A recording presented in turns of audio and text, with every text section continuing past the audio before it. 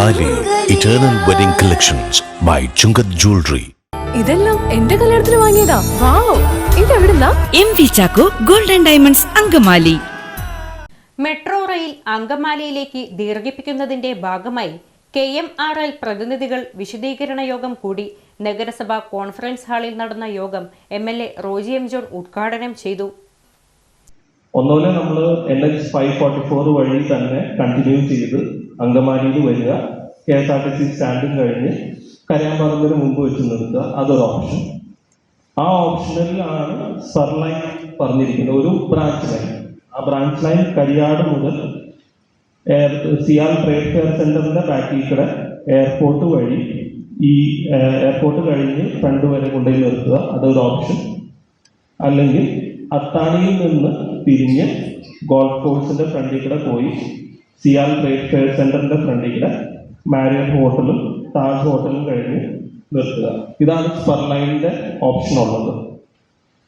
മറ്റൊരു ഓപ്ഷൻ എന്ന് പറയുന്നത് ഡിഫറെന്റ് ഓൾട്ടർനേറ്റീവ്, അലൈൻമെന്റ് ഓൾട്ടർനേറ്റീവ് എന്ന് പറയുന്നത് ഈ കാണിച്ചിരിക്കുന്ന പോലെ തന്നെ ആലുവയിൽ നിന്ന് അത്താണി, കരിയാടിൽ നിന്ന് സിയാൽ ട്രേഡ് ഫെയർ സെന്ററിന്റെ ബാക്കിൽ കൂടെ വന്ന് എയർപോർട്ട് റോഡിലൂടെ പോയി നായത്തോട്, കാവറപ്പറമ്പ്, അരിക്കല NC റോഡിന്റെ ജംഗ്ഷൻ, അത് കഴിഞ്ഞ് NC റോഡ് തന്നെ ഫോളോ ചെയ്ത് LFന്റെ ഫ്രണ്ടിൽ കൂടെ അങ്കമാലി KSRTC സ്റ്റാൻഡിന്റെ ഫ്രണ്ടിൽ കൂടെ പോയി അങ്കമാലി നോർത്ത് വരും.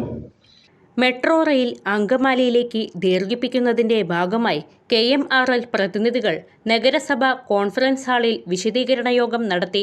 നഗരസഭാ ചെയർപേഴ്സൺ റീത്ത പോൾ അധ്യക്ഷത വഹിച്ചു. റോജി എം ജോൺ MLA യോഗം ഉദ്ഘാടനം ചെയ്തു.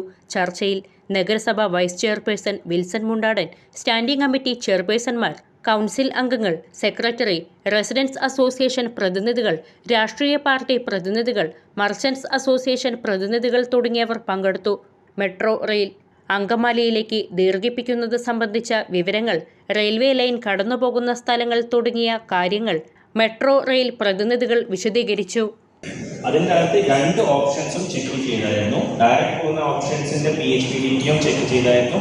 ഈ എയർപോർട്ട് ലൈനിന്റെ ഓപ്ഷൻസും ചെക്ക് ചെയ്തായിരുന്നു. വലിയൊരു വ്യത്യാസം കാണപ്പെട്ടിട്ടില്ല മെയിൻ ആയിട്ടുള്ള ലൈനിൽ.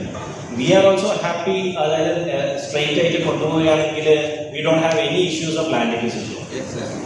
But the problem is that you don't have that kind of peak direction traffic for getting a metro line.